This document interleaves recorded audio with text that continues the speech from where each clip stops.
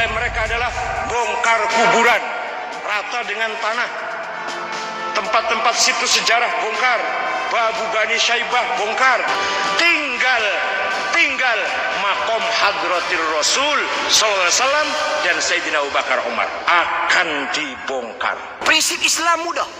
Wala taqfu ma laysa laka bihi ilm. Inna as-sam'a wal basara wal fuad kullu ulaika kana anhu mas'ula. Jangan kamu berpendirian dengan sesuatu yang kamu tidak ada ilmu tentangnya. Pendengaran, penglihatan, hati semua akan dipertanggungjawabkan atas sikap yang kita lakukan. Sahabat-sahabat sekalian, saya ambil contoh. Sehari dua ni orang bercakap tentang kerajaan Arab Saudi, ulama-ulama di Arab Saudi yang akan merobohkan, membongkar makam Nabi sallallahu alaihi wasallam. Orang pakat share dalam internet, orang pakat share dalam surat khabar pun ambil. Kita pakat forward share. Ini kenapa ni kerajaan Arab Saudi? Kenapa ulama-ulama Saudi sudah sesat mereka? Mereka nak membongkar jasad Nabi sallallahu alaihi wasallam. Tanpa kita siasat, tanpa kita analisa, tanpa kita semak, kita sebarkan maklumat yang seperti ini. Sahabat-sahabat sekalian,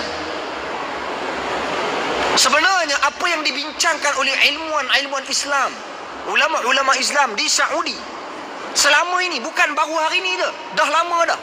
Mereka bincangkan dua isu.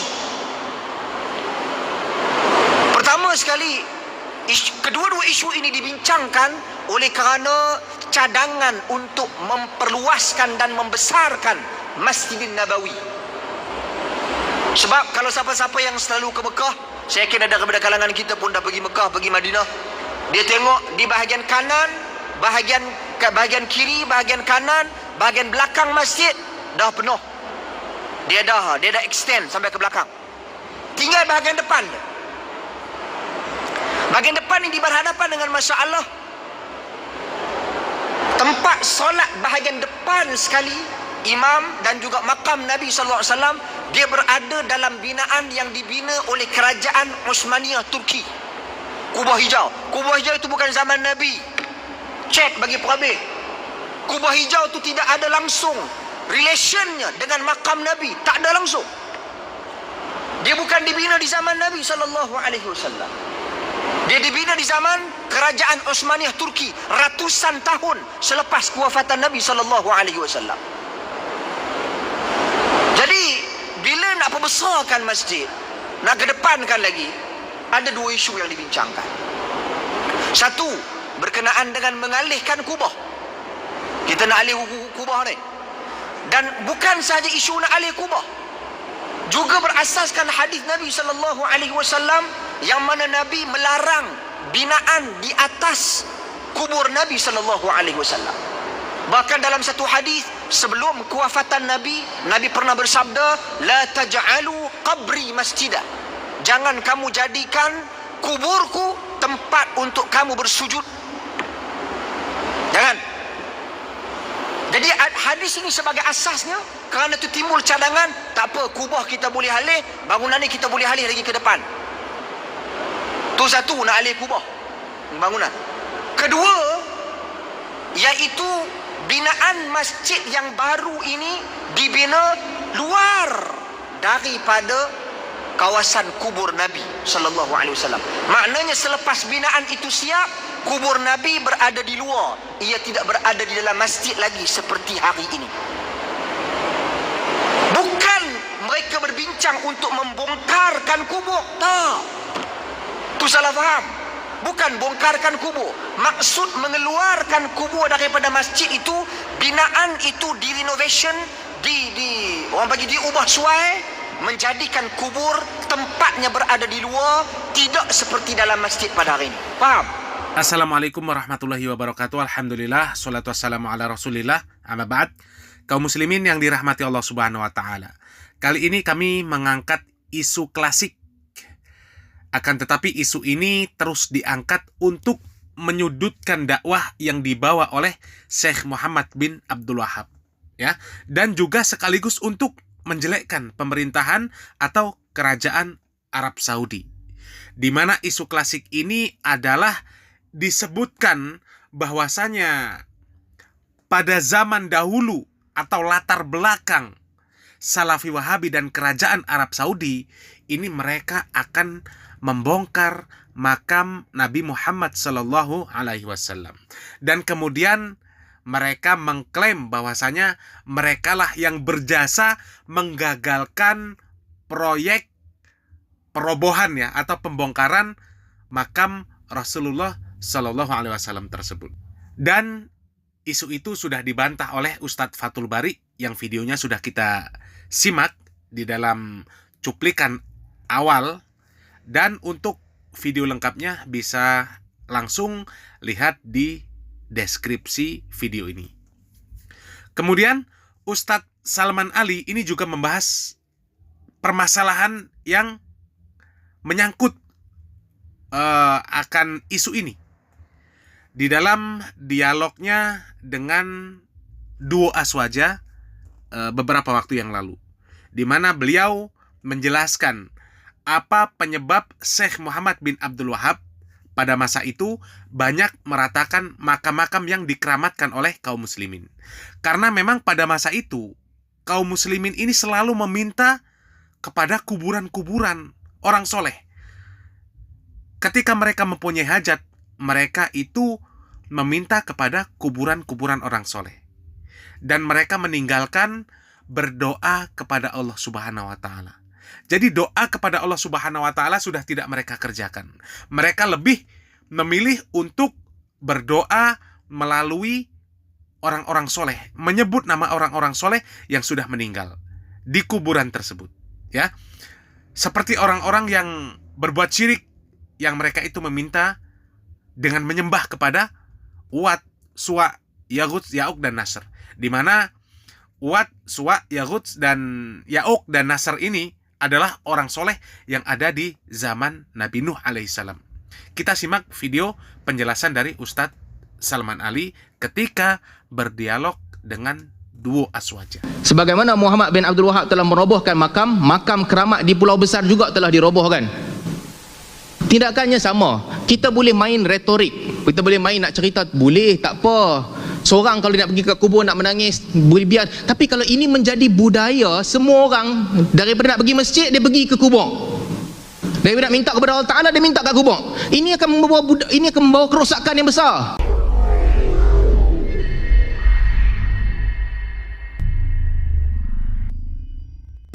Pada zaman Muhammad bin Abdul Wahab, ini bukan Wahabi yang cerita, ini rekod kerajaan Uthmaniyah yang dikumpulkan oleh Muhammad Kamil bin Nu'man. Dia ni dihantar oleh kerajaan Uthmaniyah untuk merekod keadaan dakwah Wahabiyah dan kedudukan penduduk Mekah pada ketika itu. Apa katanya? Ini rekod, bukan rekod pertengahan ni, bukan Wahabi. Dia kata budaya di zaman itu, kalau tuan boleh rekod balik, ini ada cetakannya. Di zaman itu kalau orang hilang kambing, dia kata ya Sa'ad. Kalau orang hilang unta, dia kata ya Sa'ad, kembalikan unta aku. Sampai Muhammad bin Abdul Wahab kena pergi ke orang tu tanya, Sa'ad ni siapa? Sa'ad mati dah dalam kubur. Muhammad bin Abdul Wahab kena pergi cakap ke dia, apa siapa hantar minta kepada Tuhan Sa'ad? This is the culture zaman tu. Budaya zaman tu di tempat Muhammad bin Abdul Wahab dan tersebar di Jaziratul Arab, khurafat minta kepada makhluk, istighatsatu bil makhluk menjadi budaya sehingga orang tak minta kepada Allah Subhanahu wa Ta'ala. Ini rekod Uthmani. Dan juga perkara yang sama disebutkan oleh dalam Durar Saniyah, ditulis oleh anak kepada Muhammad bin Abdul Wahab. Dalam risalah Muhammad bin Abdul Wahab katanya, musyriki zamanina yad'una unathan la yuwazinuna Isa wal malaikah. Zaman sekarang ni orang musyrik mereka menyeru makhluk yang tak sama pun level dengan Isa ataupun malaikat. Sebab ini budaya mereka. Saya tak rasa pelik. Di tempat kita pun 30-40 tahun dahulu budayanya sama. Budayanya sama, orang boleh mendirikan solat, dalam masa yang sama orang boleh pergi minta kepada mambang-mambang. Ini budaya yang berlaku. Maka disitulah dia datang dan membawa berdakwah tauhidnya.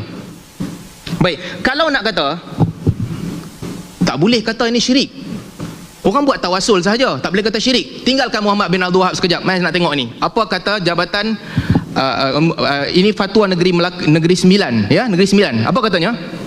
Perbandingan dengan Pulau Besar. Katanya, perbuatan memohon hajat, berdoa dan bermeditasi serta bertawasul di sisi kubur-kubur yang ada di sekitar pulau besar merupakan amalan ghulu yang boleh membawa kepada syirik. Ini kata siapa? Ini fatwa Negeri Sembilan. Negeri Sembilan tau. Kalau ikut apa yang disebutkan tadi, mohon hajat tak apalah selagi yakin Allah Ta'ala bagi. Doa di kubur tak apalah, bertawasul tak apalah di kubur. Tapi fatwa Negeri Sembilan ni mengatakan bahawa perbuatan ini ghulu yang boleh membawa kepada syirik. Perbuatan memuja dengan tujuan untuk mendapatkan bantuan daripada sesuatu objek seperti di kubur Sultanul Arifin dan sebagainya seterusnya adalah syirik.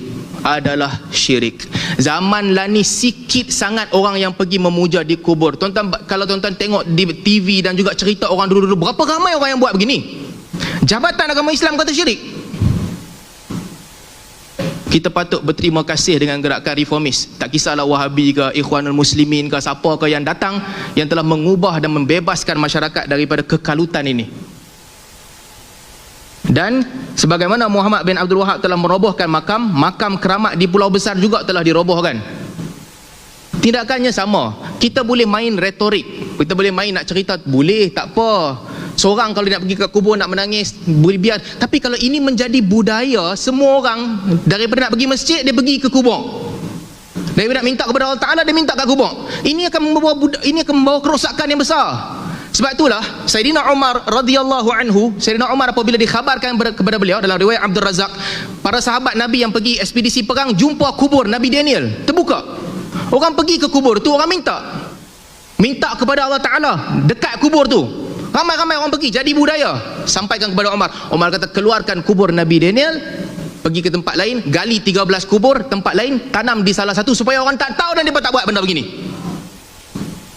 Itu trend para sahabat. Takkan kita kena membiarkan budaya-budaya begini hidup. Seterusnya, minta kepada orang mati untuk menyelesaikan hajat. Bismillah.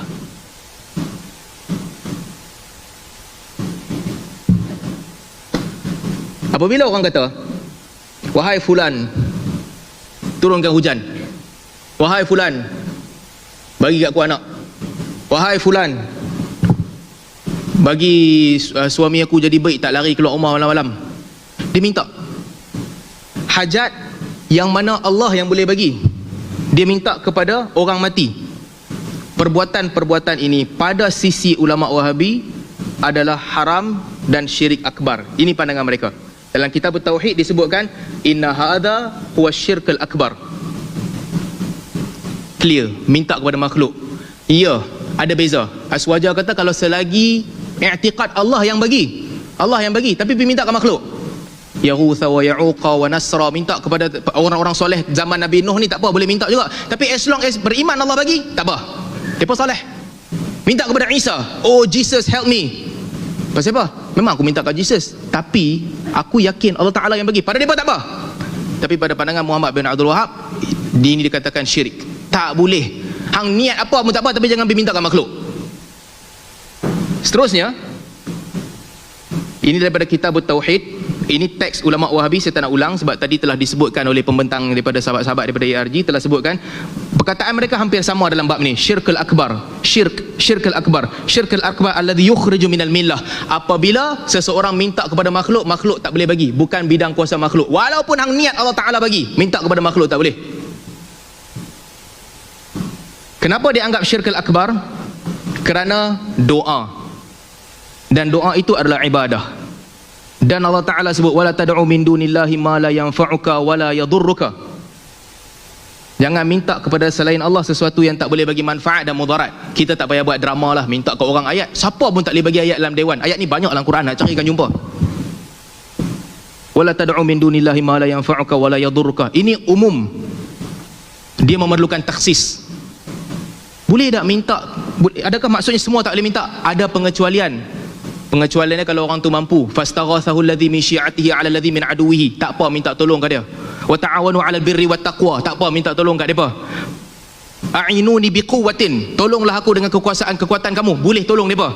Tapi satu yang depa tak mampu, zahirnya depa tak mampu. Allah Ta'ala sebut, wala tad'u min dunillahi ma la yanfa'uka wa la yadurruk. Seterusnya, orang mati tak berkuasa untuk menyelesaikan hajat manusia. Ini logik yang mereka gunakan. Mereka tidak mendengar melainkan dengan izin Allah. Hadis Abu Ayyub Al-Ansari disebutkan, apabila orang mati baru pergi ke kubur, ketika itu orang yang dah lama dalam kubur akan tanya kepada orang yang baru masuk tentang keluarga mereka. Bahkan hadis Nabi SAW, ada orang dihalau daripada haud, Nabi kata as-sihabi, as-sihabi. Allah Ta'ala akan sebut kepada Nabi, innaka la tadri ma ahdatsu ba'daka, wahai Muhammad, engkau tak tahu apa yang mereka buat selepasnya. Maksudnya, walaupun Nabi SAW, Nabi tak tahu semua benda, artinya tak boleh minta kat mereka. Mereka tak tahu semua perkara, siapa sahaja yang berada di dalam kubur, sama ada orang soleh ataupun para anbiya, dan mereka tidak ada kemampuan untuk membantu. Muhammad bin Abdul Wahab membezakan di antara istighathah antara orang hidup dan orang mati. Katanya, kita menolak istighathah ibadat seperti yang mereka lakukan di atas kuburan para wali, atau ketika para wali tidak hadir di hadapan mereka atas perkara-perkara yang tidak mampu dilakukan melainkan Allah Subhanahu Wa Taala. Ini dibantah. Bukan setakat Muhammad bin Abdul Wahab. Tengok fatwa Negeri Sembilan tadi pun lebih kurang samalah. Pergi minta tawasul dengan cara dekat kubur tu tak boleh, jalan kepada syirik. Buat upacara untuk minta, syirik terus, sama. Baik, minta kepada Allah untuk selesaikan hajat dengan menyebut kemuliaan orang yang telah mati. Menyebut kemuliaan. Saya pelik, ini dua isu yang berbeza ni. Istighathah dengan tawassul berbeza. Wahabi tidak mengkafirkan tawassul. Bahkan perkataan anak kepada Muhammad bin Abdul Wahab disebut dalam Durarul Saniyah, ayah dia tidak mengkafirkan tawassul. Ini masalah fiqh katanya, masalah fiqh. Ya, ada Wahabi yang mutasyaddid, tapi ini masalah mereka tidak kafirkan. Macam mana boleh letak semua dalam satu bakul? Berbeza. Di sini Wahabi mengambil pandangan bahawa dia adalah bid'ah. Sebahagian mereka mengatakan dia adalah sarana kepada syirik, tapi dia pun tak kata syirik. Pandangan Muhammad bin Abdul Wahab sendiri, dia menyebutkan ini adalah masalah fiqh. Dan apakah dia menyendiri dalam pandangan ini? Macam dia kata tadi, Wahabi je. Tuan-tuan kalau buka kitab mazhab Hanafi, Imam Abu Hanifah antara yang keras, jangan minta kepada Allah Ta'ala, Allahumma inni as'aluka bihaqqil anbiya wala bi'izzi arshika. Ini pandangan yang masyhur dalam mazhab Hanafi. Jadi didahului oleh ulama dalam mazhab Hanafi dalam bab ini. Seterusnya, tawassul dengan kemuliaan Nabi SAW, kata Abdul Latif Al-Syekh daripada keturunan Muhammad bin Abdul Wahab, walam yakul syekh innahu syirk, yang saya telah sebutkan tadi.